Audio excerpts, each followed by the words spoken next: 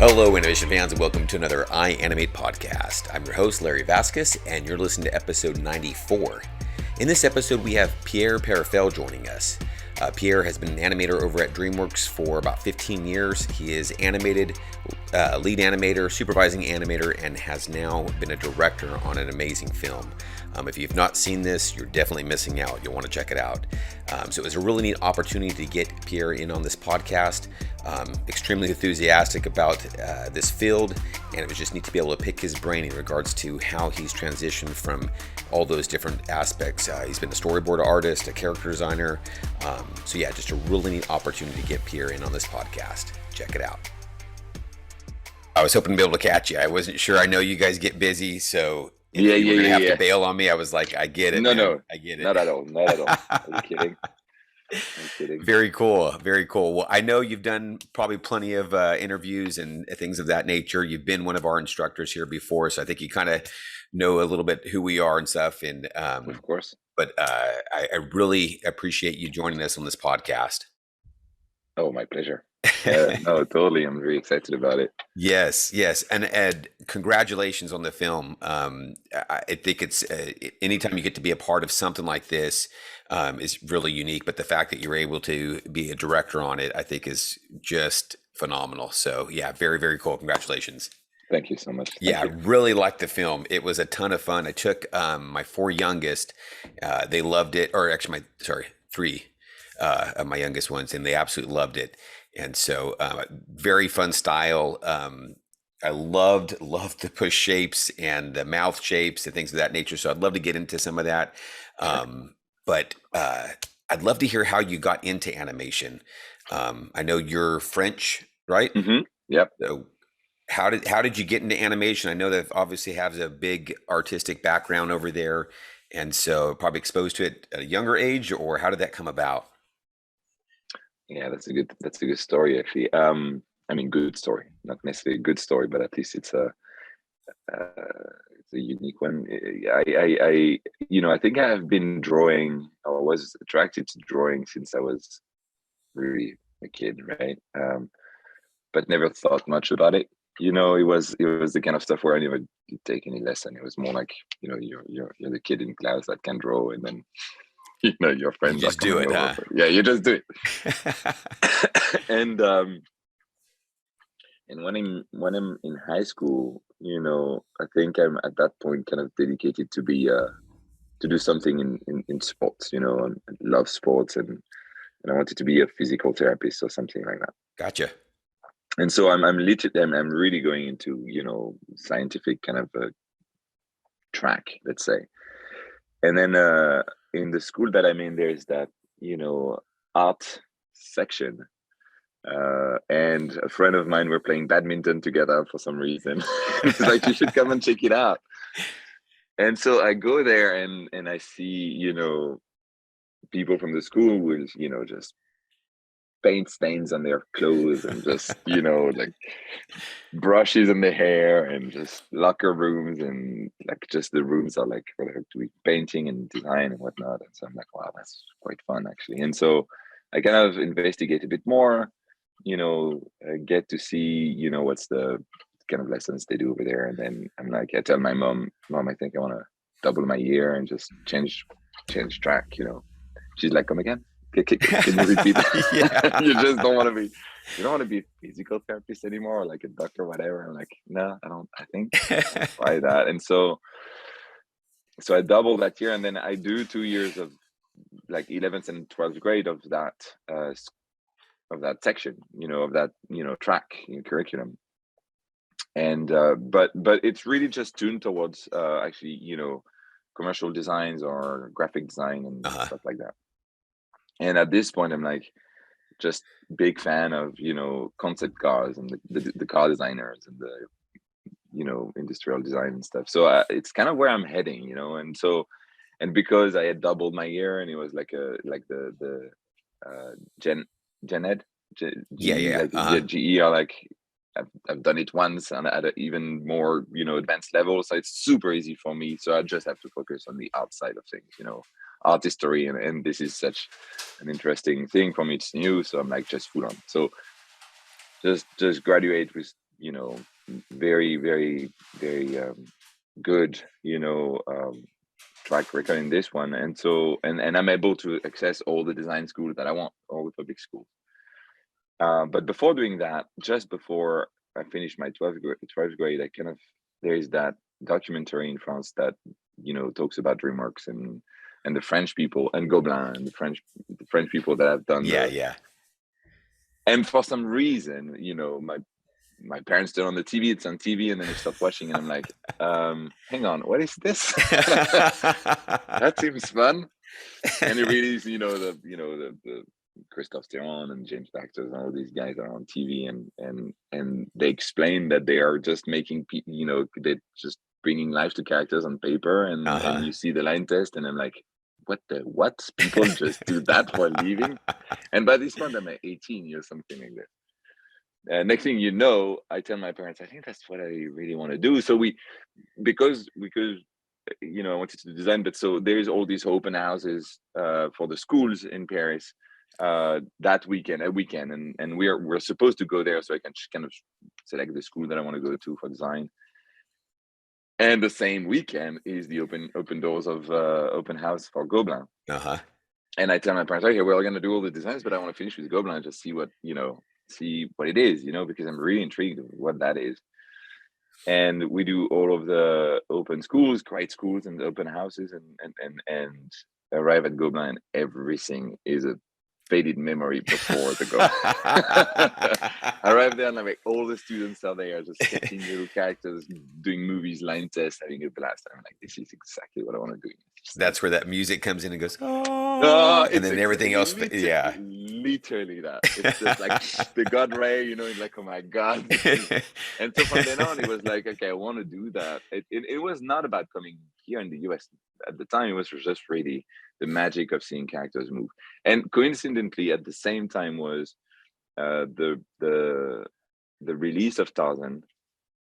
It was the year Tarzan got out, and as you know, Glenn Keane was in France for the character, and it was a big deal because it was a Disney studio, but hosting one of the greatest animator, and so they kind of did a promotion tour around this, and then you could see the theaters, they would do promotion of Glenn's line tests of Tarzan on the tree, skating and everything, and I was like, wow, same thing. Just it comforted me in the idea of going there, and so.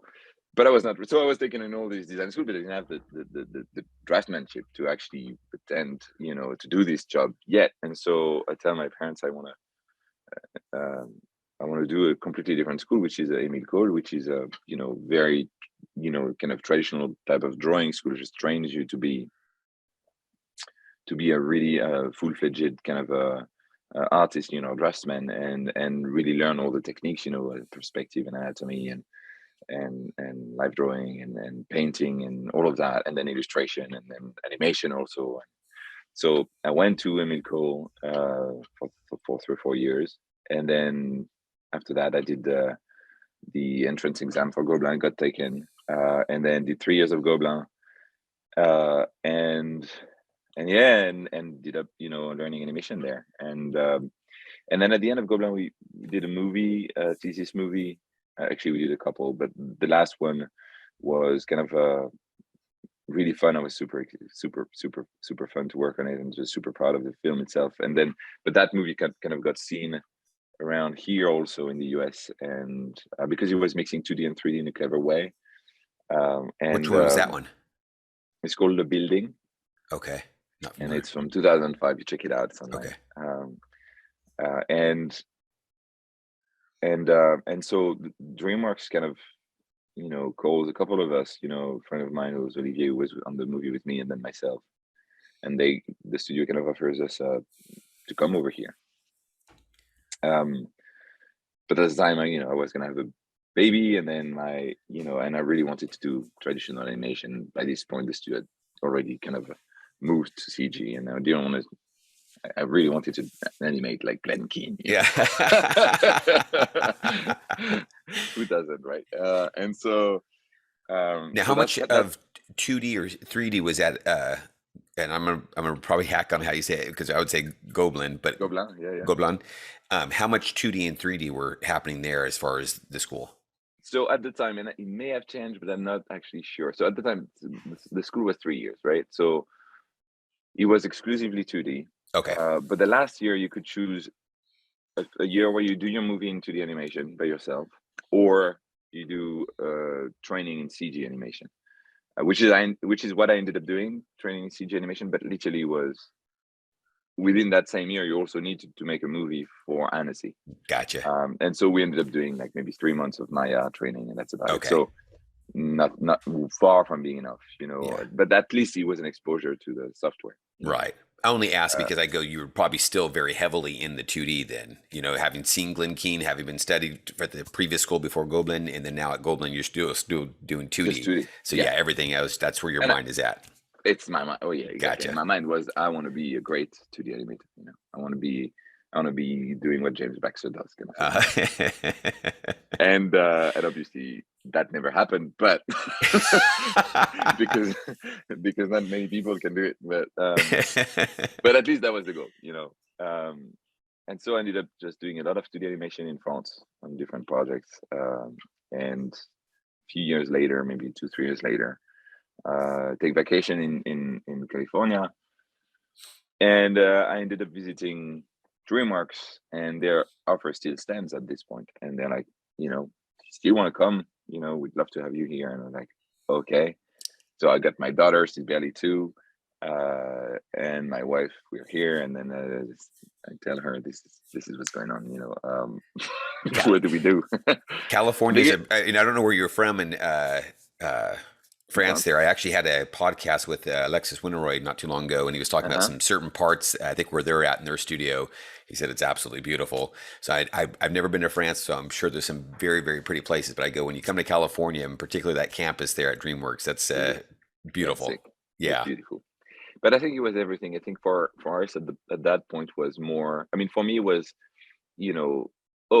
I've done enough 2D now because I'm a good animator.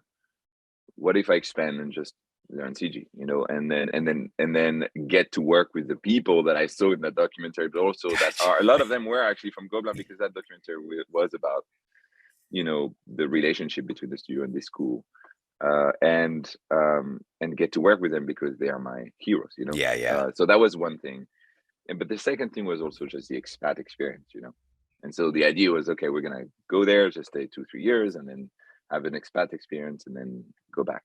And it's been 15 years. And so that's the way it works. That's awesome. Well, I did see on your, I think it was your IMDb. So, and again, I know these are pretty accurate, but you can correct me. But I saw that you got to animate on The Illusionist.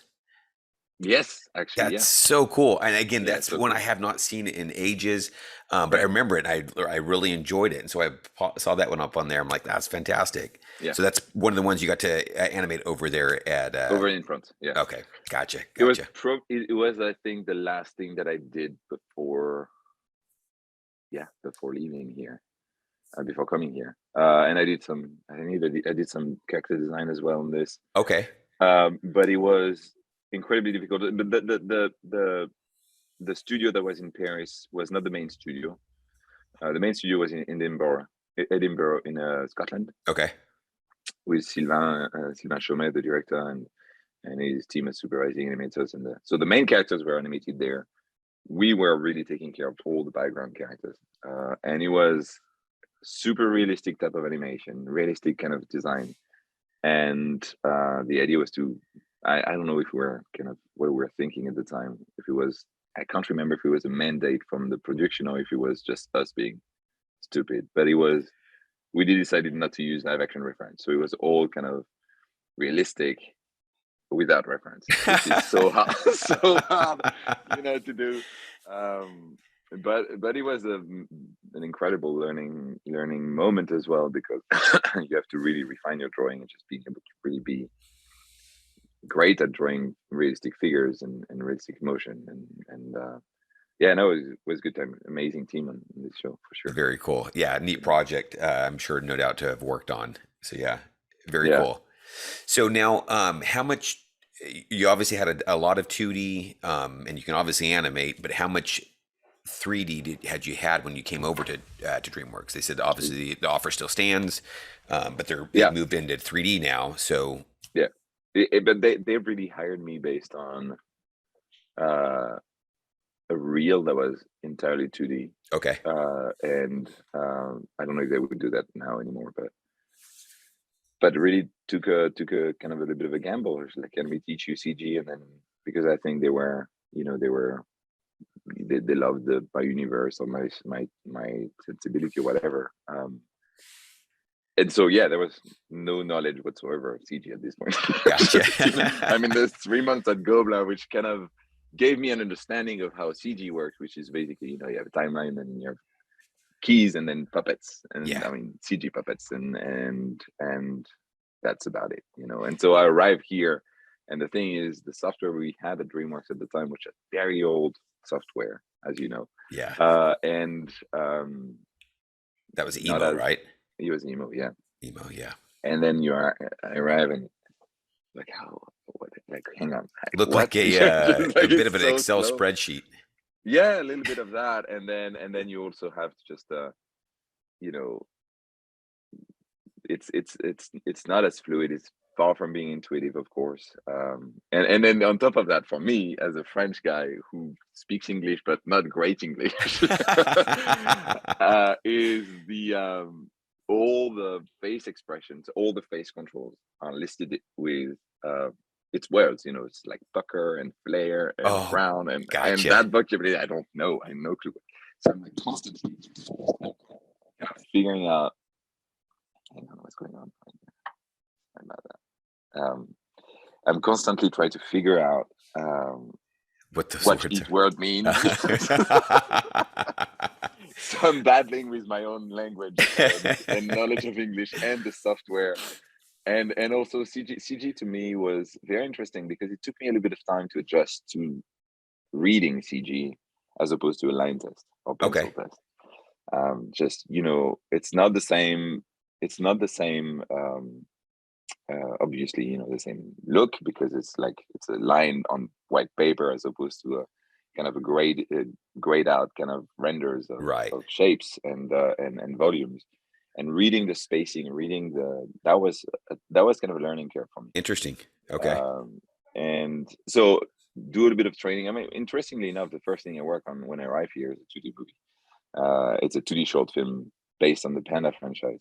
And I was ecstatic. It was like, Which one was got that to one? work.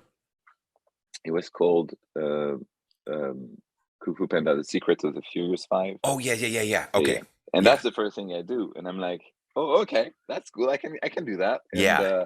because I know how to do that, and I got to work with William and Rodolphe and James Lubit and Jacob and Fabio and all these guys in 2D, and just being able to just kind of clean their brain and ask them Nice. some tricks, and it was amazing.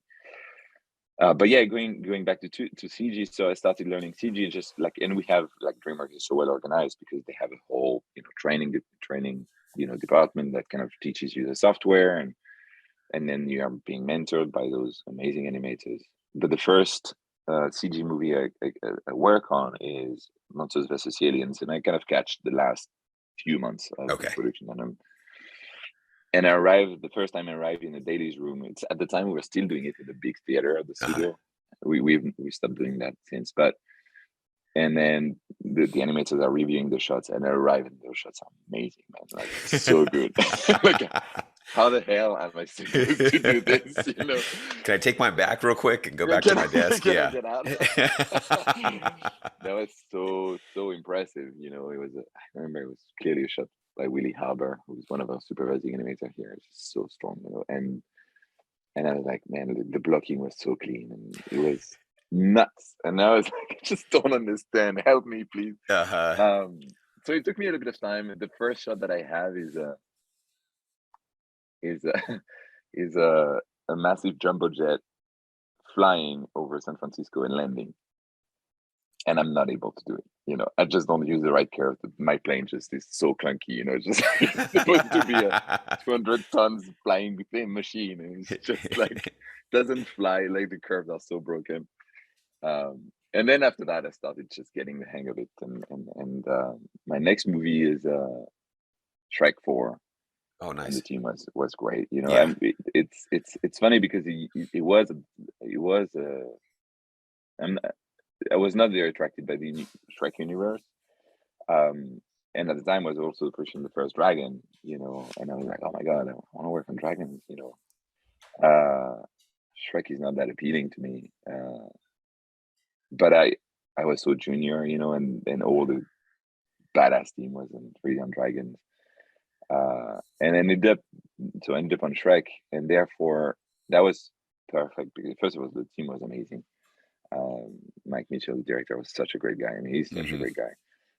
So I had a blast, but ended up not being in the, if you say the A team, you know, that, you know, because Dragon was supposed to be done super fast and a bit more complex, I guess, or less known. So they had to craft new stuff. Um, but that allowed me to have great shots to animate, you know, Yeah, and then I yeah. really sunk my teeth into it and just really learned so much. So in the end, I did great, and then that allowed me to have to be a lead on the next movie and a character lead on the Panda 2 and on the Peacock, you know. Gotcha, gotcha. And then Okay. yeah, Very cool. Yeah, it yeah. seems like it was a nice transition for you to kind of move in as you're kind of talking about it. You weren't, doesn't sound like you were thrown into the deep waters right away. I mean, you got to work in some No, 2D, kind of probably get your totally. feet wet at Yeah, DreamWorks. yep, And then as you're kind of talking about there, yeah. yeah. I mean, the environment at Dreamworks is amazing because people are so kind and generous of their time and here to help you out. And they always tell you, you know, look, if you're here, you know, it's because we believe that you can do it. And Gotcha. like we get you here for because we believe in you and we know you. There's no problems to learn and take your time and that's it. You know, I mean, a lot of people we hire now are like already versed in CG animation. They're already great animators, or even if they're juniors, they're already like, you know, they went through iAnimate or schools or whatever, you know, different schools. But so they know CG really well, you know, or they come from other studios. So hiring someone who doesn't know CG at all, you know, like I think is somewhat uh, uncommon now. Gotcha. You know, Gotcha. Um, each studio, no doubt, probably has their own vibe and DNA. You obviously starting pretty early with DreamWorks, yep. particularly some of their CG stuff, and you've been there for 15 years, as you mentioned. How have you seen the transition in the studio? Is there a lot that still feels like, hey, this is still some of the same vibe that like you said, a lot of people there are here to help and support you and that kind of stuff. Have you seen that still carry over? Have you seen a difference in there now? How would you say things have changed, maybe, or stayed the For same in 15 years? for for DreamWorks Yeah, specifically, yeah, yeah. No, it's a very deep anchored culture here, and therefore, and it's, you know, kudos to Jeffrey and the whole team. And I mean, people are incredibly generous and also so caring and really just caring about just propagating this love of the craft and really wanting to you know keep pushing themselves. The juniors that we hire, you know, whether it's in production or in the artistic departments, are um, so, you know, motivated and talented and inspiring, you know. And so it it's carried over all these years, you know. But it is really about I mean, the way they set it up from the beginning, you know, it was always about like giving, you know, everybody such a good training, a strong basis, you know, mm, and such a good school actually to just come here. It's not a school, obviously, it's a workplace, but in the sense of what you learn here is like strong, you know, knowledge, you know. And but again, everywhere. I mean, like production, all the production teams are so well oiled that, you know, I mean, they end up running other studios after that. So you know what I mean? Like DreamWorks people are just have been like pollinating quite a bit in LA and all those big studios, Netflix and Sony, and like gotcha. a lot of DreamWorks people there, and specifically producers. So it's a very strong culture, and again, it's all about like um, inclusion. You know, just really being there to help each other, Gotcha. because everybody's on the same floor, and it's just it's it's not a big studio if you think about it. The animation department is maybe at this I mean, it fluctuates, but I think we never were above 85 animators at the Okay. studio. And then you have much bigger studios, much bigger place. I mean, ImageWork is 100, I don't know, 80 or something. I don't know. I don't know the exact numbers, but I know it's a lot more. Right. And per movie, it's usually 35 animators average, which is not a lot. And so therefore, you really have that Tight knit. that brotherhood kind of thing. Gotcha. Yeah. Nice. Very nice. Now, was Tim Ingersoll there at training you at the time? Okay, gotcha. Totally. He used to be one of our instructors for quite some time. Yeah, I remember that was one of his duties there. Team, yeah, he taught me everything. And oh, that's fantastic. With his magic tricks and everything. Yeah. Yeah, he's a great guy. So I thought I remembered that was his duty there. And then kind of going back to Shrek 4, that was kind of a genesis for iAnimate as far as a lot of our crew. We had Jason Ryan who helped start iAnimate, but him, Ted T, Jacob Garner, Ben Rush, Ben Willis, a lot of those guys were on that project there. And I think getting to work with a lot of those guys there, no doubt was helpful in regards to kind of your building up there. Oh, absolutely. And they're, again, same thing, like incredibly generous of their knowledge and their time and their, I mean, I don't know if Jason, I can't remember if Jason Ryan was my supervising animator on. He may have been on a couple of sequences. I can't remember. I know it was Marek Kohat, who's a Australian guy. I don't know if he is. Who was that? Marek Kohat. No, maybe not. Not familiar. But they were all like Ben Rush, of course. And accidentally, you helped design, or you designed our Scarecrow character, right?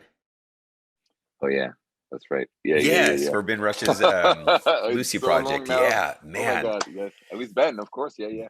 Well, it was for Ben's project at first. It was for Lucy. Helped him design, Lucy and Scarecrow. He ended up using those designs pretty closely. When I look at it now, 10 years later, maybe I'm like, yeah, we should have maybe a little. I should have been a little more, giving him a little bit more material to work with, just helping. This is the way I would. But it was still very cool design. I mean, here we have it. It's still one of our great feature rigs. So, very cool. Yeah. One of the things I love that I'm hearing here, kind of as we kind of come full circle, is you as a high school student in France, seeing on TV this documentary or whatever it was for Dreamworks. Now here, not only are you there animating, but now as a director, right. It's really, really a cool story, just a really neat story. Yeah, it's super interesting when you think about it. I mean, the universe works in weird ways. It's one of those ones that, is that a story that it's in and of itself, where you see these kids, they see their hero or whatever, and next thing they're in the major leagues playing, Exactly. So just really neat. But it's so funny because for me, it's like, these guys are still my heroes. There's no question about it. They're still my, and Disney? Even though, no, who'd you say? Those guys on the documentary. Oh, right. Yeah. They're my heroes still, and they will always be. But it's funny because I ended up supervising them, and they ended up supervising me. And that is so crazy. It's kind of a weird thing, right? Yeah. And directing them also, So it's but no, it's amazing talent, man, amazing talent. Yeah. And this is. I mean, the main difference that I found arriving here, because in France, it's mostly smaller structures, right? There's no, I mean, besides Illumination, there's no studios of the size of a Disney or Dreamworks. Right. Doesn't exist.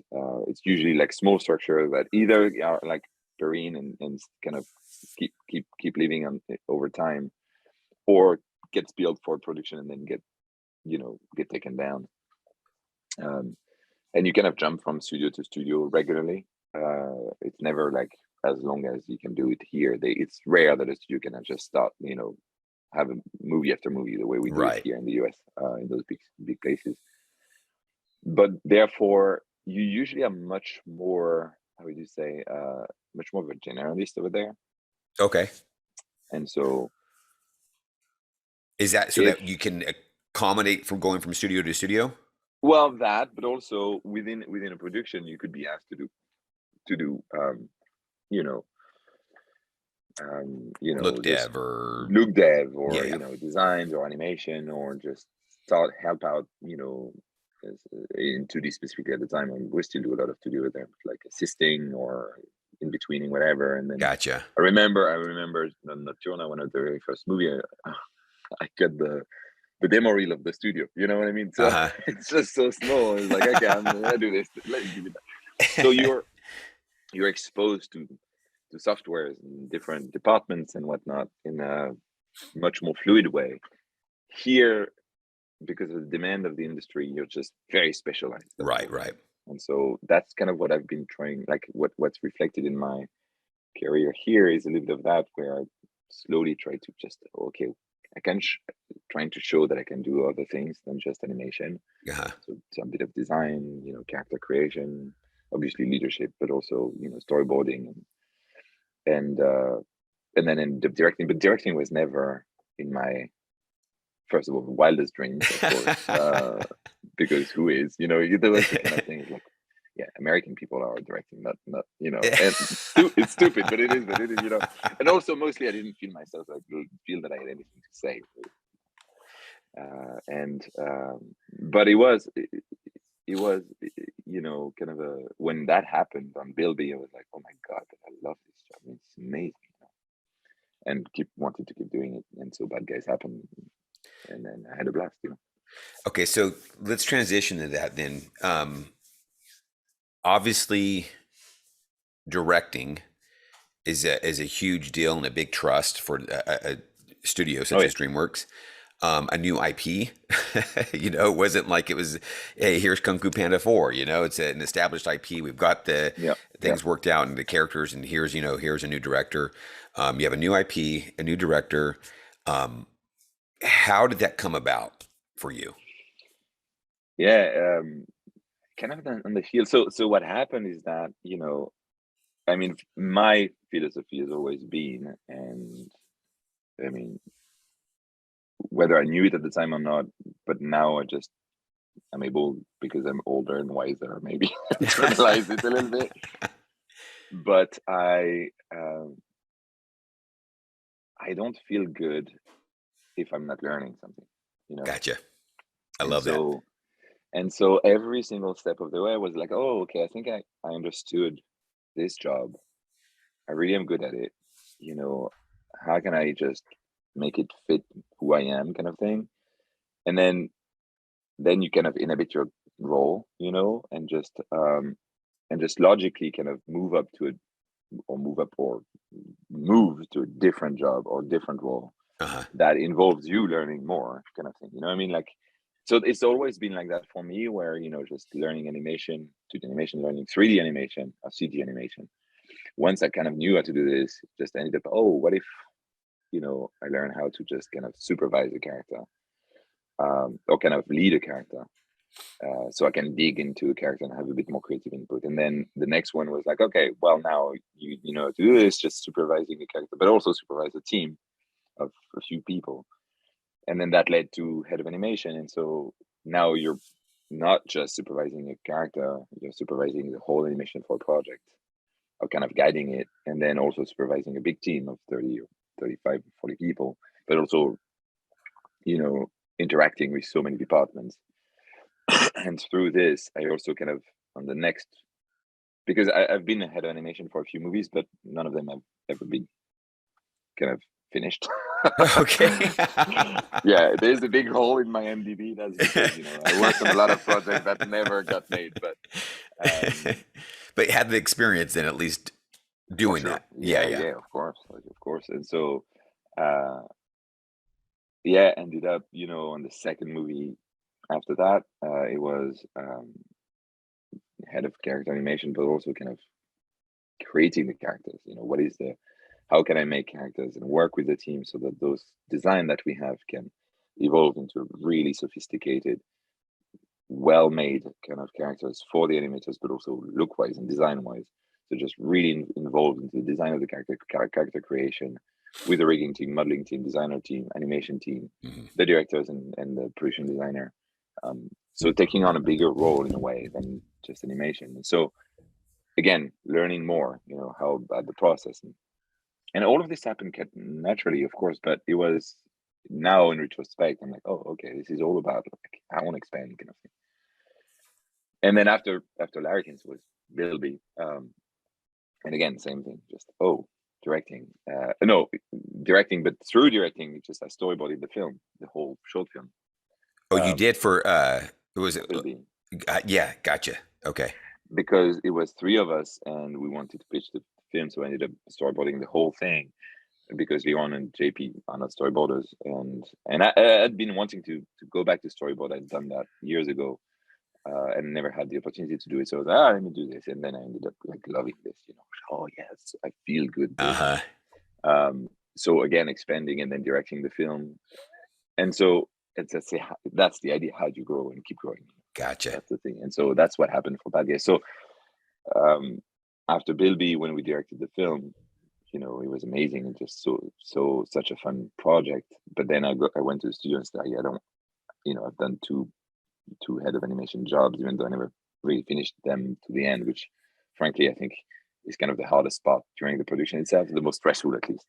But at least I got to experience the whole creative process. The first years of development. And then now I directed something and just storyboarding. I can storyboard as well. I'd love to keep directing. Can we do that? And then they came back a few months later saying, do you want to co-direct with David Soren in a movie called Spooky Jack? And I was like, yeah, sure, absolutely. I just want to learn from him. And so we ended up doing that. And then there was some how would you say, creative disagreements between the movie that we were trying to make and what the kind of the studio wanted to see. So what ended up happening is that they kind of asked David to rewrite the script for the movie while putting us in the team kind of on hold for a bit. Meanwhile, I kind of found a little book called The Bad Guys, and so the cover of that book, and I was like, oh my God, I know what to do with this. And it was being developed, and there was just one draft of the script, and it was the same producer as Spooky Jack, David Roth. And I just take the book, and it's those 4 guys, like the wolf and the shark and snake and piranha, and they're in suits like Reservoir Dogs style. And I was like, oh man, this is Tarantino with animals. And so I had a vision for this. I asked him for the script. I read the script. The script is super funny, just great tone. The stuff to fix still, of course, it's the first draft. And I tell the studio and Damon, look, you guys, I'm like so interested in this. Can you I have those months where David is rewriting. Can I use kind of develop it? They were, yeah, go for it. And I ended up doing a little trailer, some biz dev with Luc Demarchelier, who was already on the project as a biz dev artist. And he's French, and we kind of we hadn't met each other a few times, but we didn't really know each other, and we started bonding big time. And then putting out all these references of our childhood and French graphic novels and animation, cracking up like kids, so fun. And I start doing a trailer, just storyboards, and I show him, and he's just giggling, that's gonna be fun. And he ended up cutting that trailer, but I was so lucky because no one was looking at it. Nobody was just behind my back. It was just John, my editor, myself, Luke, who was giggling. So you're kind of on the right track. And I kind of did it, and then we're showing it for 2 friends here and there, and they were like, oh, that's great, dude, keep going. So ended up cutting that and then showed it to the studio. In the meantime, the studio leadership had changed. Margie and Christine, who are the heads of the studios now, of the studio. I mean, Margie is the head of studio, and Christine is our creative director. They arrived, and they asked to see the slate of what are the original films that are in dev, And so Luke and I great presentation, artwork everywhere, influences, and everything was figured out really in our heads, you know. Uh-huh. And I showed them the trailer, and we pitch, and Damon is like pitching the big concept. And then a few weeks later, they're like, "Yeah, this is the one we want to do," you know. That's so So that was cool, made, man. and then a couple of months later, Christine Margie is like, "Do you want to direct it?" And I was like, "Yeah, of course." Yeah. And that's how it happened. But I think it's really because there was a very clear idea behind what we pitched them, you know. So you brought them that style, that the style was not thought of for Defined. this particular one? No, that was That's all my. that is I mean, amazing. you can tell it is so French, isn't Oh it? yeah, but I didn't know if someone else had already kind of have No, developed no, that. no, no, no. And one of the things I love about that too, you know, there's pros and cons. You know, kind of going back to something you had mentioned earlier in regards to the ability for you to stay at a studio for 15 years here in America versus somewhere in France, where it's kind of up and down. I go, we have a stability by and large in our animation here in the U.S. But one of the critiques, so to speak, is it tends to be tailored towards a certain audience per se. And I go, it's but you were able to take all the pros of it, an American animation studio, and bring in that influence that, you know, we don't typically see here in America for that kind of thing. And it's just the beginning. Yeah, I love it. Yeah, it really something that I think came into light for me personally, but like literally, I mean, I think as artists, we all kind of feel it a little bit, you know. It's been a long time for a lot of people just to want to change a little bit what we tend to always see. Yeah, Especially for CG animation, you know, it's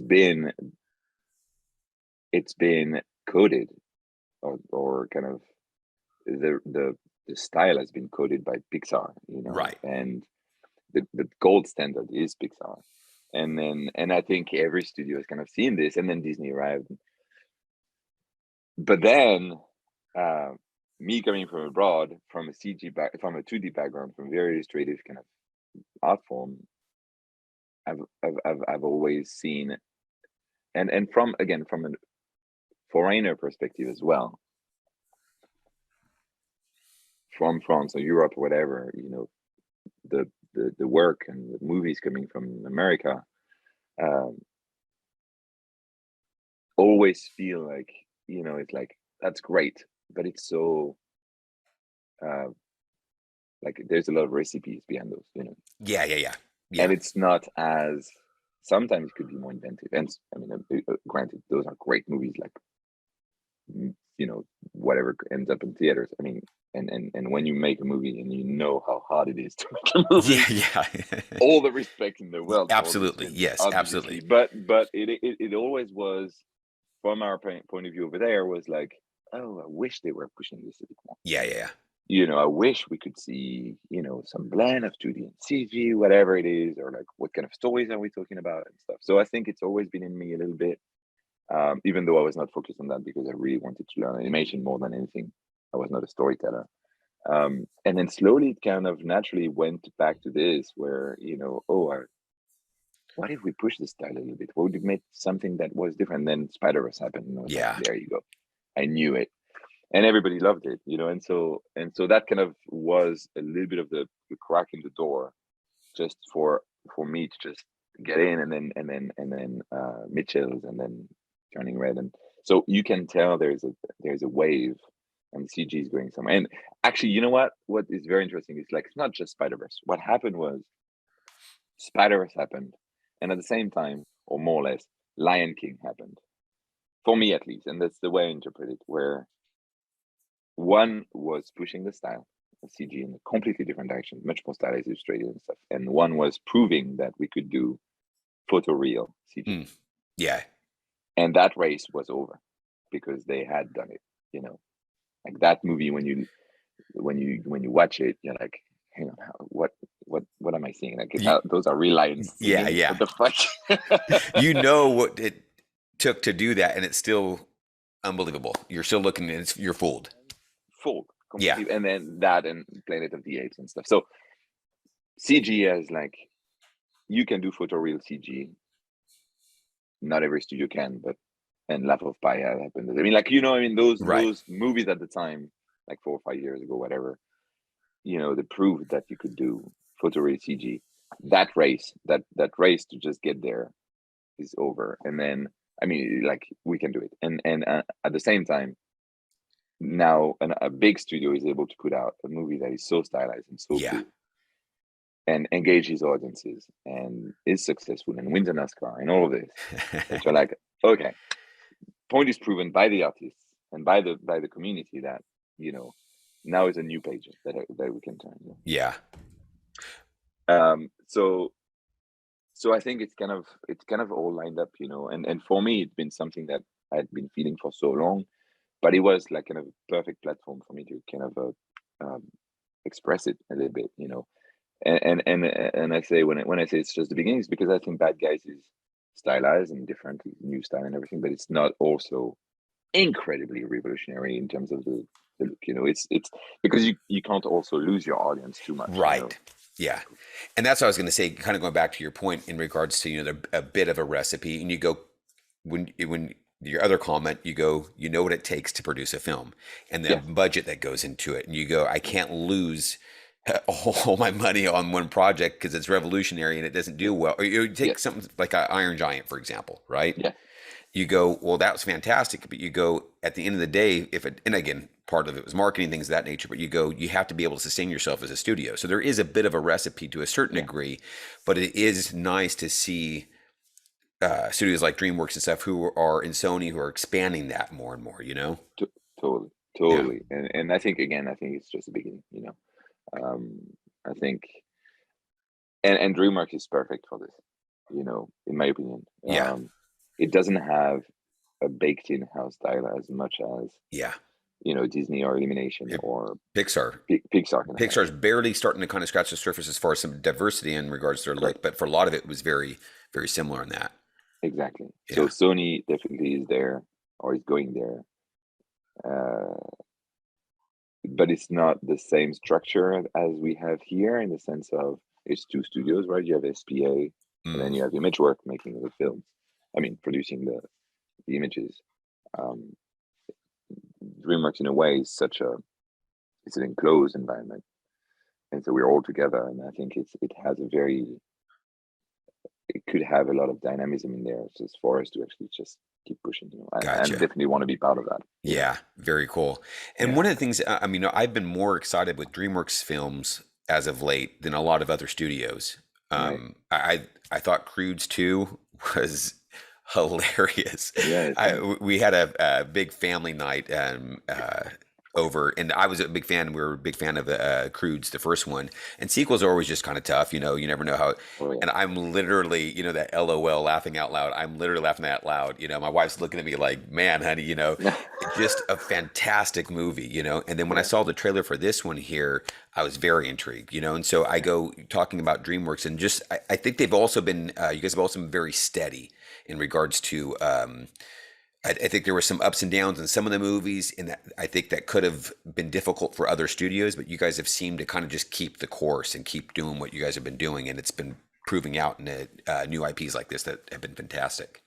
yeah. No, I agree. I mean, there's always hit and miss a little bit, you know, and um, for a long time when it was Jeffrey, he had to get his studio keep going because we were independent, and Yeah, so if the movie is not ready, the movie is not ready. If the movie is not, and you know, if we don't release it, you know, the movie's gonna the studio's gonna tank, yeah, and so he couldn't afford to do that. right.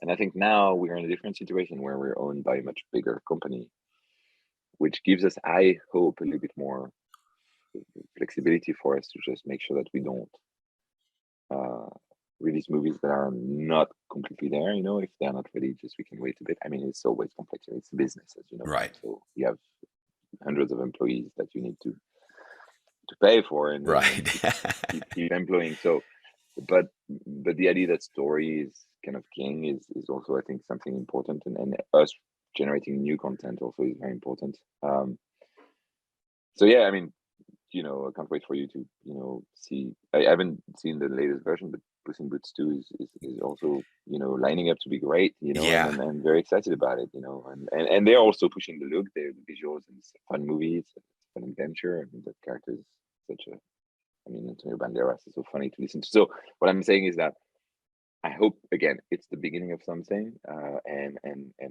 DreamWorks kind of keeps pushing things. That's my desire. Yeah, very nice. Now, kind of going back to you bringing the style into this movie, was that difficult to sell people on? Not necessarily the artists. I'm sure the artists were probably like, "This is looks like a lot of fun," but maybe some of the higher ups again with the new IP, kind of venturing out a little ways from that recipe. Are you talking in terms of look, right? Yeah, the look. Yeah, look. No, they trusted me completely. That's great, man. Which I was like, really? Just what? Or like, yeah, we love where that's going. You know, your wolf is super sexy. But it was like, because Luke and I, when we presented this, we were like, no, we want a CG that's stylized, like, you know, and we did a look dev test, a look test, sorry, in the art department. So outside of the pipeline of DreamWorks, so we could just crank it out quickly. So After Effects and Maya, and with just a few artists, and it was pushed, you know, in terms of how illustrated it looked, to the point where, you know, we could never go there because it would have been almost too cheap in a way. You know what I mean? Like, it's so stylized that it felt not rich enough. Okay. But the intent was that, and so they didn't flake out. They were like, yeah, keep pushing. I mean, go there. That's fine. Gotcha. Got it. And can I do Dragon Ball, you know, inspired characters? Yeah. Okay. All right. And it's been incredible. Like, so supportive, which is nice, mind blowing if you think about it. Now, you did say something I hear that I had a question on, because again, DreamWorks is one of the top studios in regards to just fidelity. You know, you guys do amazing work here. You mentioned not pushing it too far where it looked cheap, and so that was kind of one of my questions here is, how did you find that balance in regards to that look you were going for, which is typically a 2D? They're going to have it's going to be more television-ish, and yet continue and have that polish and feature film level quality. Yeah, that's a great question, because it's not an easy balance to strike, you know. I think it was the first images, we were so stylized, as I said, we were so stylized that I was like, excuse me, it was it's if we do the full movie like this, it's not gonna work. And then we did the test in the pipeline, but at least what it did, it allowed us to really lay out the big rules of this world, of this graphic world. So it was, I don't want anything to feel like it's straight out of the computer. You know, no sharp edges. You know, it can't be a perfect square, a cube or sphere. Everything has to be broken down. All the edges have to be broken down. And they're like, are you really serious? Like, we have to break it like by hand? I was like, yeah. Like, come on, man. And so I think at the end they ended up developing a tool so that all the edges are kind of breaking. So it's not, because it's a lot of work to actually. Gotcha. Computer gives you something perfect, and I wanted something imperfect, right? So that was that's the first rule. You know, character design, that was a different question, because character design, I kind of knew really well what I wanted to see, but for the graphic look, effects would look like 2D animation, like 2D effects, and then sometimes on 2s. I wanted to see like painterly textures. I wanted to see line work on the. So they had those rules, but at the same time, I also wanted some a feeling of like an actual movie camera, and then optical effects that felt like you know, flares and stuff that felt like an actual movie. Okay. But on top of that, I wanted speed lines and stuff from animation. So it was kind of an interesting blend. So they had all those rules, and then we started doing tests. And I think, you know, it was all about how much, first of all, how much, you know, elements do we have in an image, in terms of, because the point of those rules were not just to be cool, but it's also, for me, a way to really guide your audience, you know, through the film and the story. You know, I oftentimes find it, you know, one of the best way to just guide your audience eye is obviously lighting, where it's just like a spotlight here, and then everybody's gonna look there. The rest is dark. But I wanted to do it not just with lighting. I wanted to also do it with level of detail, and then the way we would film our scenes, and also the kind of texturing we were talking about with Luke. So if the action happens left third of the screen, let's have the rest kind of fade off and lose some details on the rest. So the most detailed place or location in the screen would be, or contrasted, whatever would be where you want your audience to look at. So that's the principles of illustration versus photographs, or versus hyper realistic stuff. You don't see all the details everywhere, and the computer tends to do that. We're getting so much better at this, obviously, but computer will give you every little strand of hair on it, every little grass or herbs and leaves on the tree or whatever. So how do you just make sure that you stylize this so it feels like unified, but at the same time you're not lost in details, but at the same time also you don't take off so many details that now you end up with something that looks cheap. So that was that balance they were trying to figure out, and so they were creating like tools and filters to because I think in the end we ended up almost surfacing everything like kind of the way we do it traditionally, with more like high-res photographs or paintbrush and stuff like that. And then on top of that we added filters and painterly treatments. So it's a little bit of a blend, but it gives them a lot of flexibility to actually dose this, And then obviously, if your world, you create a city, you have 2 houses and a tree and 2 cars, it's gonna look cheap. But we ended up, because Dreamworks is a big studio, we ended up like having a big city with crowds of characters, and so that makes it feel like it's heavy, So it's a bit of everything. It's a little obviously budget, but also just making sure that when you watch it on screen, you're doing wedge tests and you're not leaning too much on the cheap side, or you're not going back too much to reality. So so it's that balance is a little tricky. What really was frankly tricky for us is because before we saw the first shots in lighting, we were in quarantine, right? So we ended up being in quarantine before lighting started. So the first sequences in lighting, I had to prove on a laptop.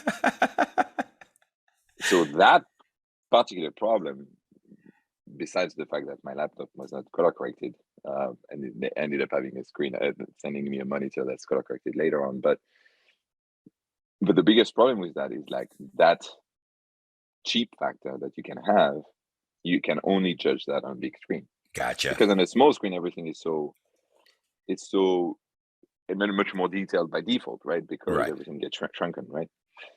On a big screen, then now all of a sudden you see all the empty space or all the little problems that you didn't catch on a small screen.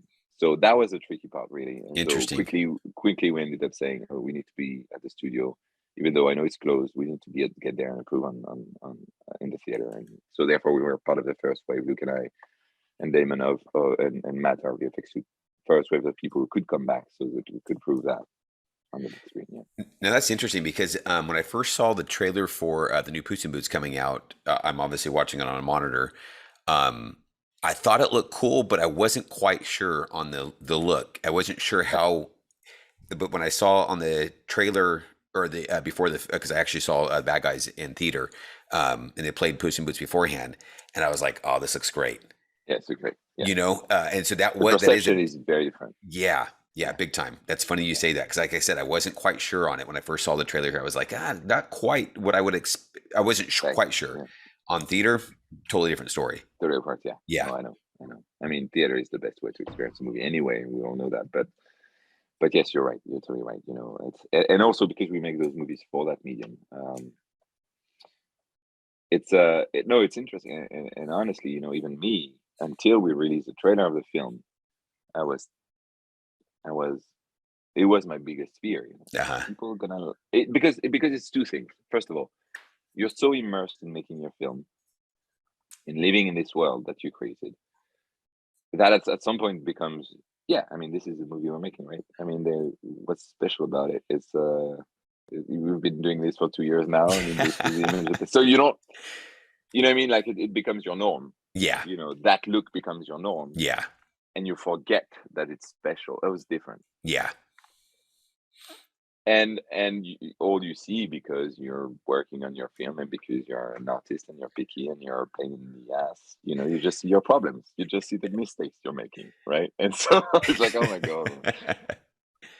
And we released that first trailer in December, and the reactions were so encouraging because people were like, "Oh my God, this look, this is amazing." I mean, like, where is that coming from? Dreamworks, yeah, go. I mean, this was incredibly such a relief, and at the same time, such a good surprise because, like, oh, that's right, we're doing something different, you know. Yeah. Yeah.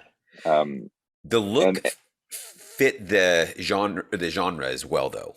I yes, think that's what really, I think, merged that. You have that kind of Ocean's 11. You know, you start out with that high speed car chasing here. yeah.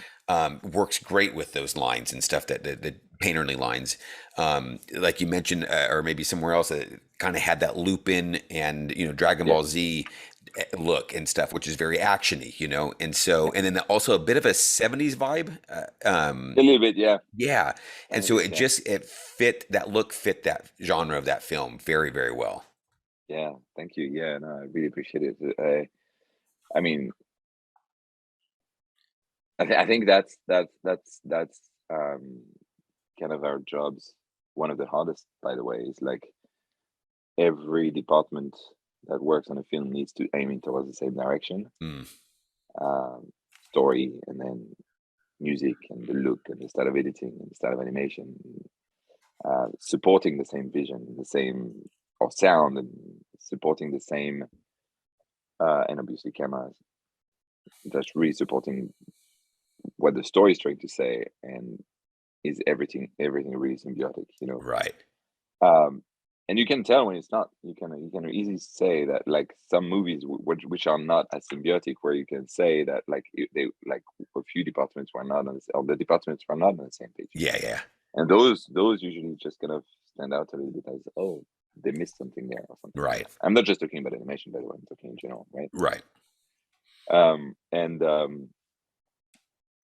yeah, no, and what you just said, and I'm so happy to hear that that's the way you felt, because that was obviously the intent, and that's the gold standard for us, for everybody who kind of makes movies. Is like, can we have everybody in sync? You know, honestly, I think it really comes from starting this movie with that very clear vision, you know, of the presentation we did with Luke was so clear in terms of, you know, the kind of animation I wanted, the kind of designs I wanted, the kind of look he wanted on the film, and the references we had, the location.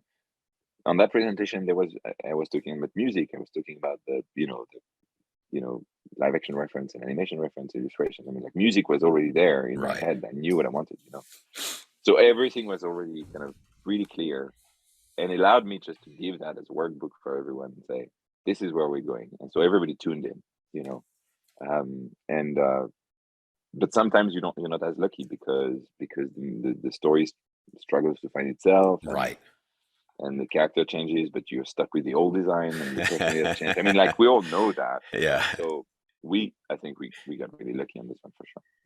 Okay, so let me ask you this then.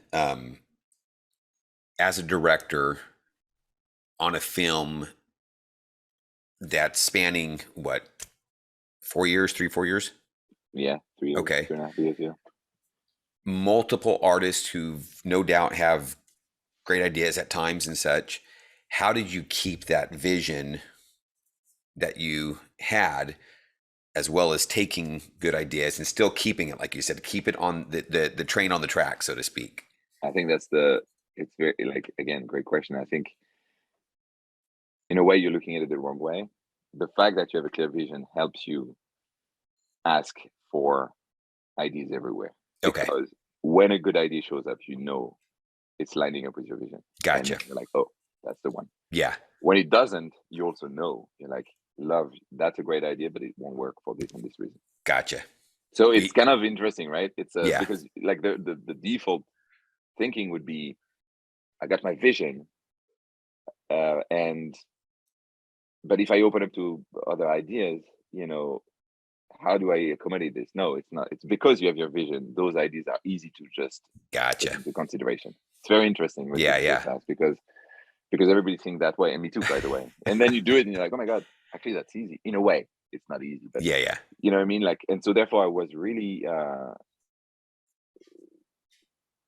from the beginning. The idea was I wanted to replicate the experience that I had, and it's gonna sound cliche because I'm sure many people say that, but the experience that I had is making my student film with my Okay. buddies, and it was on Bilby was already the idea. Leon, JP, and I were like, we all done movies as students, film as students, and we're like, oh, let's make sure we have that experience. And this is exactly what happened. Where the three of us, in a little room, kind of brainstorming. It was amazing. And then after that, the team grows up. But even on Bad Guys, the idea was, okay, let's make it as inclusive as we can make it.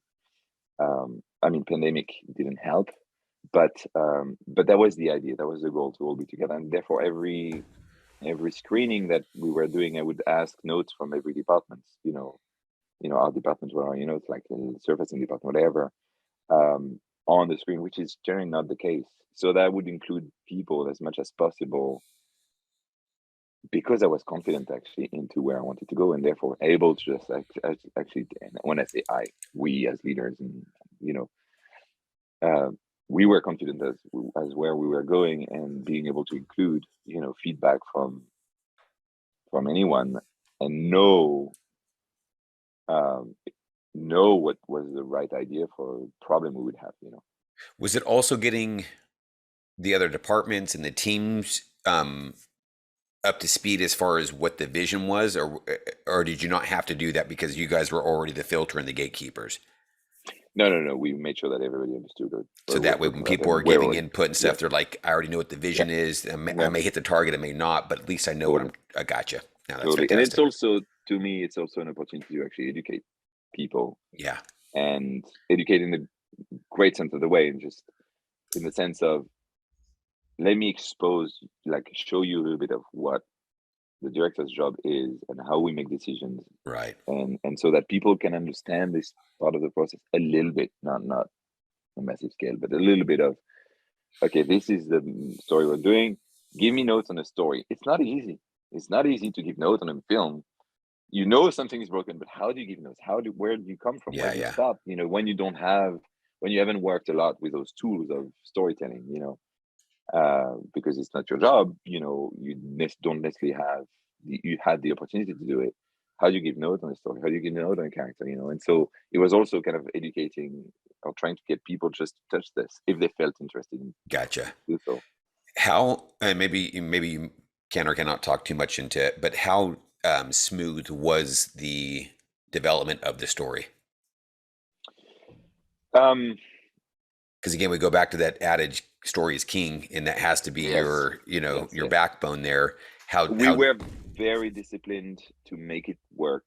Um, let me back say that slightly differently. Because we were the first original movie that they kind of greenlit, they kind of threw us really quickly in production.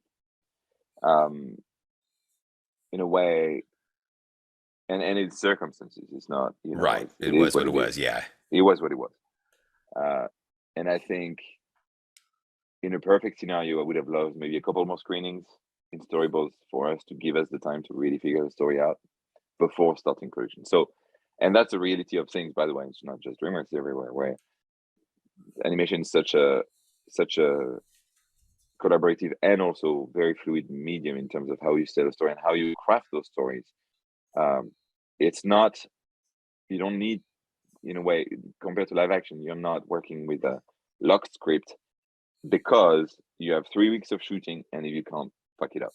You know what I mean? yeah, So you have to have something incredible. Like, animation is much more fluid. So you have a script that is a strong base, but then, because we're cutting the story before in storyboards, and every story artist has their own voice, and things are very, very, very fluid and evolve constantly.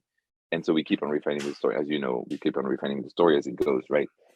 and you keep on refining it even when layout has started and animation has started, and then you can't touch any of that anymore, because it's blocked. So it was the first year, let's say, of production was a bit of a scramble, Okay. because we had just a couple screenings. We had just had two screenings, I think, to put on screen and see how even the story works, before layout started, production started. And so we went to production where I was like, okay, like this is not ready yet, but we need to move on. So, and that's the stressful part where you need to work with a puzzle that's already being built, or locked at least, but areas of that puzzle still need to be figured out, and you don't even know exactly where you're going. The script was not, because of the vision that I had, the script had to really adjust quite a bit. And so we kind of did that at the same time. But Damon and I were so disciplined, and the writers were so disciplined to make sure that, we would be very efficient in the way we would tackle those story changes.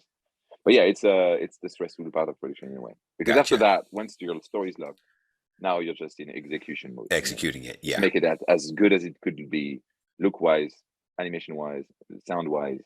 That's execution mode. You kind of rest your brain, and after that, it's promotion. You finish the film, and you promote your film, and then that's brainless kind of thing. Gotcha. But that first year there is like, whoa, intense. Gotcha. Was there any big surprise? Okay, I'm going to ask the question, but let me back up here. You'd obviously already done some directing. You mentioned some of them weren't, maybe some of them are on a smaller scale in regards to abilities, and some weren't finished. But this is kind of your first full. Was there any big surprises going from pre-production to production that kind of took you maybe by a little surprise?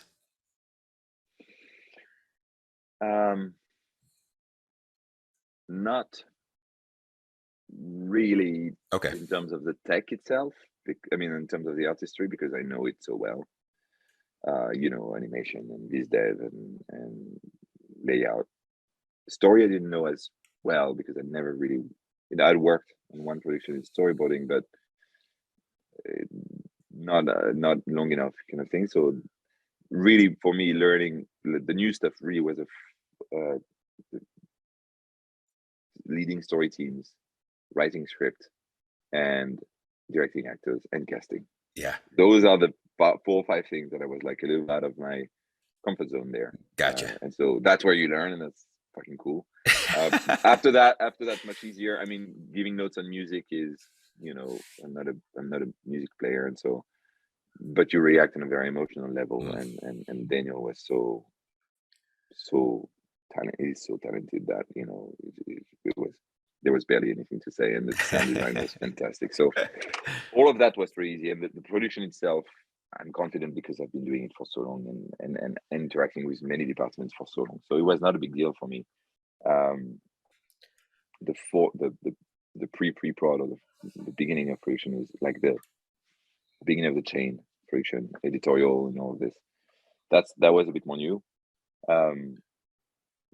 But not surprises, not really big surprises. Okay. It's more like getting comfortable. Gotcha. And the big one was, I think, definitely script, like giving notes on your story and reflecting on your story and characters and all of that. That was a big learning curve at that level, and being able to just give the actors, the voice talent, some input, and that's a tricky one. Okay, that was my next question there. Yeah. The biggest surprise, I'd say, is this, even though we have worked on movies before, the sheer scale of it. Gotcha. Okay, that makes sense. It's massive. And that's something I was like, I kind of knew, but I didn't. Gotcha. You're like, oh, I know this whale is big. No, you don't. It's like, this whale is massive, it's giant. It's hard to explain, because, but that's the biggest surprise. Now, so you mentioned the voice casting. Loved it, absolutely loved it, and a lot of them I wasn't even quite familiar with. Some of them I had been, but didn't quite recognize it. And I actually think that's a great quality, when the voice actor just incumbents the character, and you don't quite always, oh yeah, that's who that is, type deal. Yeah. So what was your experience in regards to the casting and directing these actors. Yeah. Well, that was also one of the goal from the beginning. It was, okay, let's make something that is different, but not just in terms of everything, right? So slightly different, slightly on the edge, a little cool, and goofy at the same time. Whether it's like the look, but also the storytelling, the music, the cast, obviously. And so it was like going in, it was the idea, it was like, let's not take your usual suspects, it's not it's not Clooney and Julia Roberts and Brad Pitt, even though these guys are like greatest talents, but it was like, how do you not do that but get the same feeling of brotherhood and intimacy, and so, and also we the tone in the script was really well defined for those characters, so we kind of went in there knowing our characters pretty well. Diane was the hardest one because we didn't have a clean grasp on this character at this point. Which one is Diane? She's a fox. The foxy one. Oh, the fox. Yeah. Okay. But the rest all of them were pretty well defined. So it allowed me and all of us to actually just go in there and just be like, and because we don't do voice tests, we don't do auditions. What we do is we just select clips from actors that we kind of want to hear from YouTube, whatever, on DVDs and whatnot. And John, my editor, would just cut those little clips, make like kind of a fake conversation, and we listen to it projected against the design of the character. And we're like, does it fit? Yeah, I think it fits. And then you do just 3, 4, 5, 6 of them, and then start just proceeding by elimination, But again, the idea was just to get a cool cast, fresh, that not everybody knew. And one of the idea that I wanted to just explore, and we could not really do it, but because one of the big inspiration was Quentin Tarantino and his movies, I also wanted a soundtrack that was similar to what he does. And what he does is like, he takes all these needle drops, these songs that nobody knows, and makes them famous. Gotcha. Right? That's what he does with his music. So the idea was to try and do that on the soundtrack. It didn't really work for us, but same idea was for the cast, where you have those amazing songs that people are not completely familiar with. It's not your usual like pop, 100 Billboard kind of song. Right. Plays 5 times. But then when you come out of the theater, you're like whistling them, and you're like, they become famous. So that was the same thing for us. It was like, okay, let's what are the stars that are kind of emerging or kind of super cool but on the edge a little bit. Definitely Sam, of course, was a guy like that. I mean, he's super famous, incredibly talented, but it's not the guy that everybody knows. Right. Very interesting. And Sam, so he's the first one who signed, who accepted to do it. And then when you have Sam Rockwell in your cast, everybody's like, of course, I mean, and they all kind of quickly said yes, because this guy is legit. He's beloved among all the actors. But I'm so proud of this cast because they got along so well. It felt that way. Amazing. Like, they are amazing people, like really great human beings, and so generous. Was it difficult to direct them at all? Not difficult in the sense of because of their personalities, but because of your position, going, hey, these are fantastic artists and actors that I'm now having to direct now. Tell them, no, that's not, let's take, Terrifying. No, it was, I quickly realized, I mean, I think the hardest part for me, and it still is a little difficult, is I think trying to give the right indication that clicks for an actor, which is basically just having them understand the emotion, but feeling the emotion when you describe it, as opposed to say act out that emotion, or give a word or an adjective that is the emotion. You know what I mean? Like, it's not be angry, and Sam would be like, but I can do angry like 1,000 different versions of angry. Like, oh yeah, that's right. So instead of saying that, you say, okay, this is, you can give example of how angry you want it to be, or sometimes it could be a physical, I want you to just I want to hear, I want to see in your delivery like a simmering anger, but like you're kind of giving me that anger but you're smiling when you do it, you know. That gives him an indication. A Or picture, yeah. this is an anger of a brother that feels that his little sister has wronged him or because, you know, he thinks she's, you know, your little sister, you know, in your eyes she's the favorite, and that's your anger, you know, that kind of that situation, like, Gotcha. you know what I mean? Like, so there's many ways to guide that. Yeah.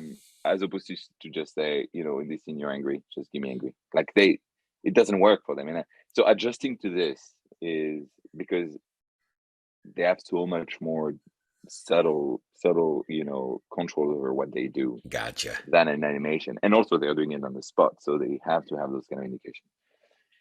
So that was that's still the learning curve for me, and it was a big learning curve at the time for sure, you know. But also you quickly realize, as with anything in life, it's all about human connections, right? So if you're able to say, look, my first time, and so, you know, this I'm gonna try, we're gonna try it together, and it was like, can you help me with this? And I want to hear your input and stuff. Can you guide me if you feel like I'm directing you? Well, being just human and being able to just be open about it, you know, Gotcha. as opposed to be defensive and shielded and because it's your ego speaking up because you're not Gotcha. comfortable, you know? So that's kind of how I approached it. But I gotta say, I give that anecdote quite often. But the first day I recorded Sam, first time, super nice. I mean, he's amazing, and again, Sam Rockwell, you know, is like just amazing. And he comes in and says, "Oh, yeah, just finished shooting with yesterday or 2 days ago with Clint Eastwood. You know, it was great." I'm like, dude, don't say that, man. It was like Clint Eastwood and me now. I have to direct you after him. Are you kidding me right now? See, now you get lumped in with Clint Eastwood. There you go. Oh, no, I'm not. But like, you know what I mean? Like, We both directed Sam. Yeah. Yeah, it's the pressure immediately went like from 0 to I'm not 0, but already was high, but then through the roof, huh? How much of this film was, you know, we talked about 3 or 4 years. How much of that was done remotely versus in-house? Basically, I think so. Started directing around May, June 2019, and March was the pandemic 2020. Yeah, yeah. And then we finished in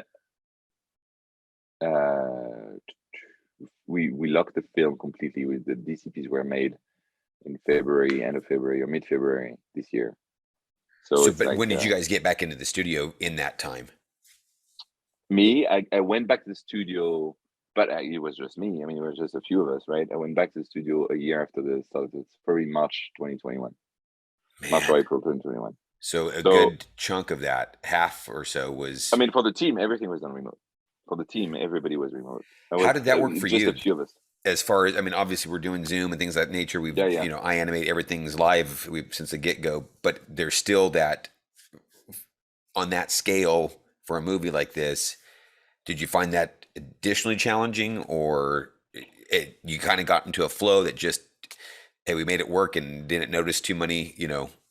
No, it's very interesting because, I mean, first of all, the studio switched everything to remote in 10 days maybe, and it was like all week, like for so many people. It was incredible. Like, oh my God, how you just guys, like, it's the power of places like this and really brilliant people and brains, you know, able to do this, and the power of American organization. That's what I call it. I was like, you guys are the masters at this. Hey, yeah. The necessity breeds. This is necessity, but that's exactly right. It was necessity as well, and so there was no choice. So we had to make it work. So, I mean, the hardest part was, well, not being able to do what I talked about earlier, which was like being with your buddies and being on the floor with everybody. That feeling, that's why I love, you know, and a lot of us do. So that was the most frustrating part, you know, and not being able to have like a one-on-one, super quick hallway conversation. Say, oh, by the way, you think of this program and done. No, you have to set up a meeting. It's like it becomes meetings after meetings after meetings. Gotcha. So tricky, but and also, you know, little, you know, logging in remotely for the artist, trying to do the same footage for the animators and anybody else really was not easy, and you're locked at home, and therefore you also have to deal with your everyday life. I mean, like we all know this, right? So that's the tough part of it.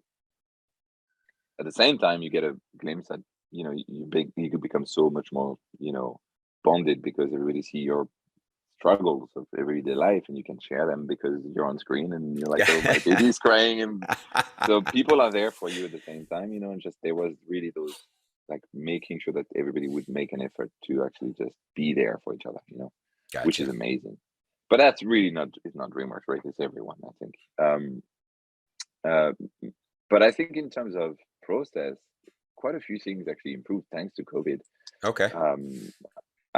We set up a whole editorial suite online remote that the company doing this, called Evercast, improved so much that now you can cut remote real time with 20 or 30 people in an editorial suite from around the world, no problem. Wow. Whereas before you would be at the office in the editorial suite physically, and then if you want to have your composer who's in London, well, you have to pay him a flight ticket and have him come here, Gotcha. So right now it's just log in, boom, boom, boom, done, he's there, and then we get together, real time. We started using Sync Sketch for animation dailies and for really any dailies that, whatsoever, Nice. where I could just scribble on my iPad or my Cintiq, whatever, which we were not using before. So me giving drawovers as a director at the studio would have been much more, basically was not really convenient, or we never really had the right system to do it at the studio. Gotcha. Now Sync Sketch is there, and we're always using it, which I'm an artist. I'm a drawer, and so therefore I just express so much by just a simple drawing. As an animator, I love drawovers, getting that feedback, because I'm visual. I see, so when a director was drawing over some stuff, I'm like, okay, I can see what you're talking about now. Exactly. Yep. That's exactly right. And the last thing was being able to easily record our actors together at the same time in the same session. So they really could, instead of me recording one actor and just feeding the lines, and then another actor and feeding the lines, no, we could get all of them from different places of the country in one session on Zoom, and they would all be recorded separately.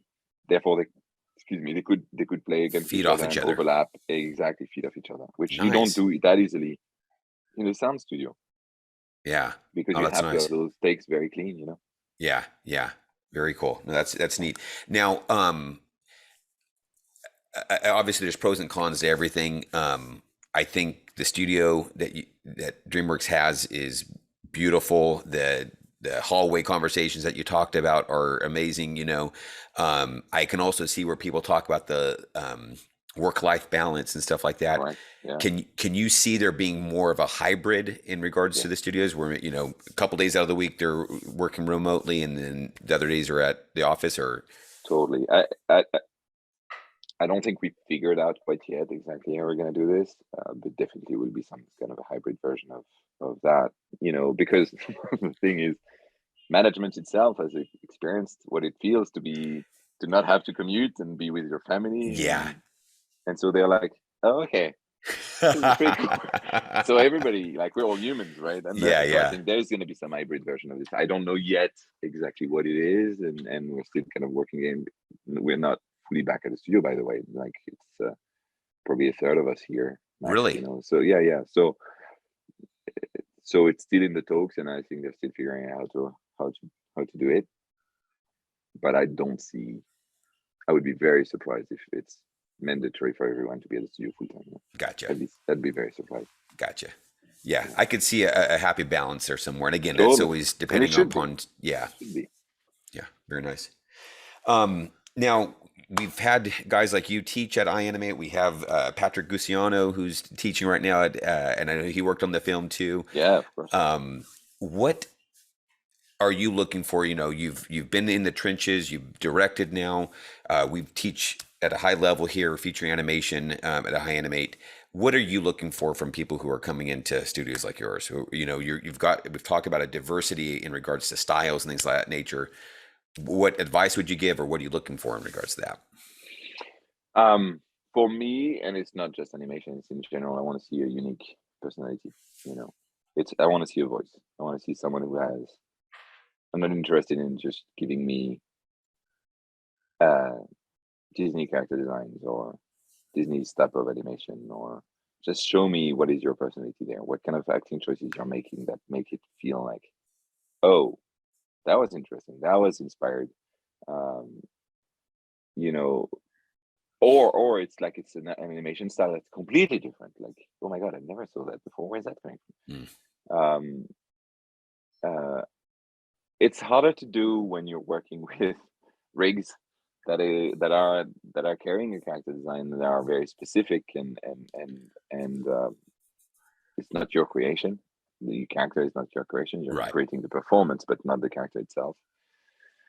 So animation is a bit harder than VizDev, for instance, where in VizDev you have Neil Ross, who's his own guy, and then you have someone who's a student, kind of trying to just emulate what a Neil Ross would do.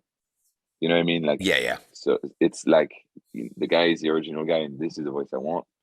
And then you have copycats-ish, And again, I'm not saying copycats is a bad thing. It's just we all go through this, but to me, it took me a long time to not be to know that I have a style and a voice and a style of drawings. It took me a long time because and we will start by being inspired by others and trying to copy others. Yeah. But I think to me it's the wrong way of tackling your own path, is just emulate a Disney style.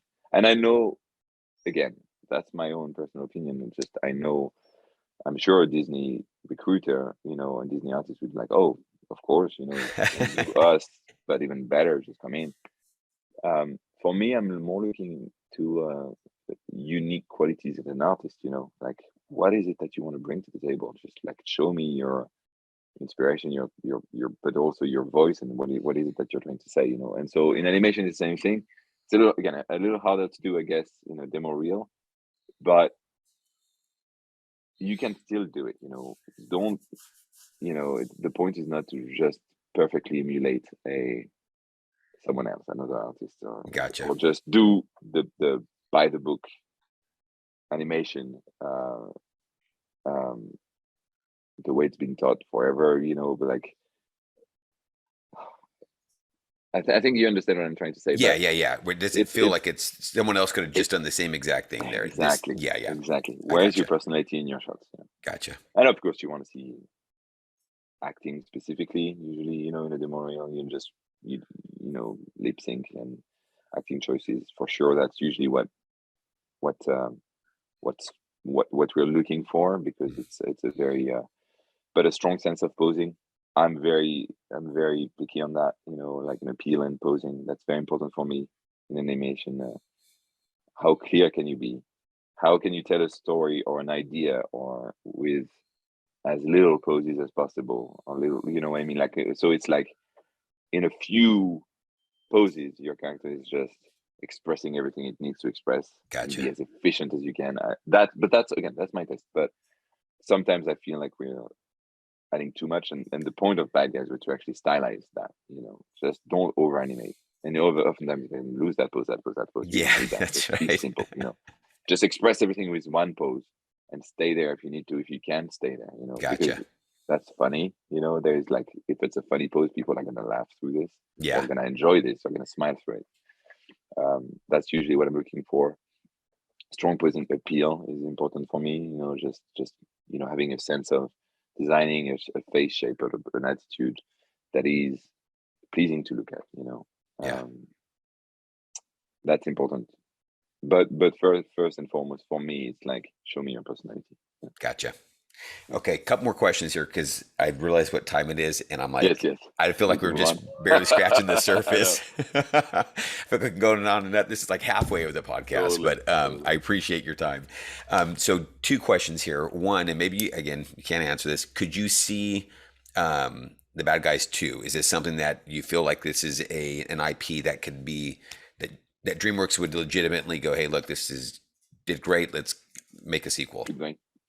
Yeah. I mean, it is definitely the kind of movie that is perfect for a franchise, isn't it? You know, you have an ensemble cast, and you kind of, in a way, leave the end slightly open-ended, you know. Okay.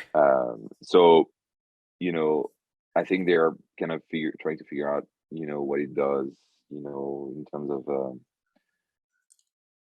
final box office, and then online streaming and all of this, you know. Gotcha. So yeah, I think it's possible, you know, it's so therefore I'm thinking about what kind of story I'm we just can tell. asking. I used to not be a big fan of sequels, and Yeah, again, because they're difficult. But I go sometimes it was just like, but I changed my tune. I forget when, but I go because the characters you want in an hour and a half. It's like it's not enough time, and these yeah, characters not only in the voice acting, but the way it was animated. They felt like a crew, you know, and they felt like definitely. that brotherhood that you said Yes, earlier, you know. So I could see that continuing and where they're at there. and So that's why extended. I ask. Yeah, no, Um, totally. No, I would love to see that, definitely. nice. Okay, so the last question here is if anybody wanted to know more about kind of maybe some of your references, because you talked about certain maybe novels and things of that nature that maybe aren't as popular here in the U.S. that you kind of gleaned from, what would be some good, great resources? Well, there's a little bit of a, you know, graphic novels that I grew up with, but French ones. But if you look at, he's more than of an illustrator, but Vouch, Voutch, Okay. French illustrator, uh, very much an inspiration. Not, I mean, big name in France, of course, but very much an inspiration for Eric Guillon, who's the designer of all the Illumination movies. Um, Super fun. So definitely grew up with that. You know, you would have Christophe Blain, who's done many same French graphic novels. So Blain, that's his last name. You can take any of one of his books. It's just pure gold, you know. In his, I mean, at least I love this. Manu Larsenet, of course, which is another, you know, French artist. Black Sad is one of my inspiration as well. It was one of the comic books that I grew up with. It's a former Disney guy, Juanjo Guarnido. It's a story of a cat detective. So those would be kind of the influences for, and Franquin and Uderzo and these guys who are like old school French comic artists. You know, the Asterix and the, you know, Gaston Lagaffe and all these books. I mean, you may not know, but Yeah. this is what I grew up with. You know, kind of a French Belgium, and then going into a bit more of a new wave in France. Graphic novels, definitely. French animation would be, you know, for this movie specifically, you know, Ernest and Celestine. If you haven't seen this, watch Love this. that movie. Oh, I amazing! And love this that is kind movie. of the reference I gave. The animator says, "I want to do this in Ah, animation." okay. You I know? could see that big time in the mouth shapes. Sure, Oh, totally, okay. I could see totally. that big time. Love that movie. Yes, amazing. The Big Bad Fox, uh, which is I'm not familiar with that one. the same director as Ernest and Celestine. It's like so funny. I mean, the story is just, it's like snippets of, it's like short stories, but like uh, coupled together. So it's a feature film. Oh, The awesome. Big Bad Fox, and the story is that it's that fox who's desperate because he wants to be terrifying, but he's not. And so he meets the big bad wolf, who is terrifying.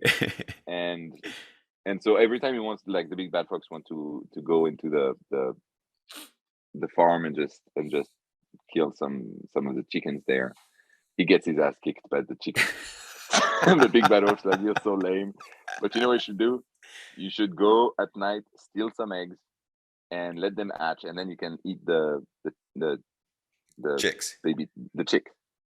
So he does that, but the baby chicks, the chicks hatch, three or four of them, and they start thinking that the big bad fox, or the fox, is their mom. And so now Nice. he's getting really attached to those baby chicks, and can't get himself to eat them anymore, because like, Nice. it's so funny, man. That's It's so good, great. like so well written. So Benjamin Renner. So these two movies definitely inspired, you know, in terms of look, what we did for Bad Guys. But there's so many more. But that would be the kind of the big ones. All right. And then you know, Lupin, Cowboy Bebop, you know, Fooly Cooly, Sherlock Hound. old school Miyazaki movies, definitely, and for the design, that would be Dragon Ball. If you haven't seen or read the Dragon Ball manga, and I'm not talking about Dragon Ball Z, I'm talking about Dragon Ball, which is the origin first stories really of Goku. Read this; it's amazing. It's so funny. It's also so cute. Awesome. So adorable. Awesome. Pierre, I really, like I said, I feel like I just scratched the surface, and all of a sudden I look at what time it is, and I'm like, I want to ask you some more questions, but I want to respect your time. I really, really appreciate this podcast. It was a great interview. I loved picking your brain.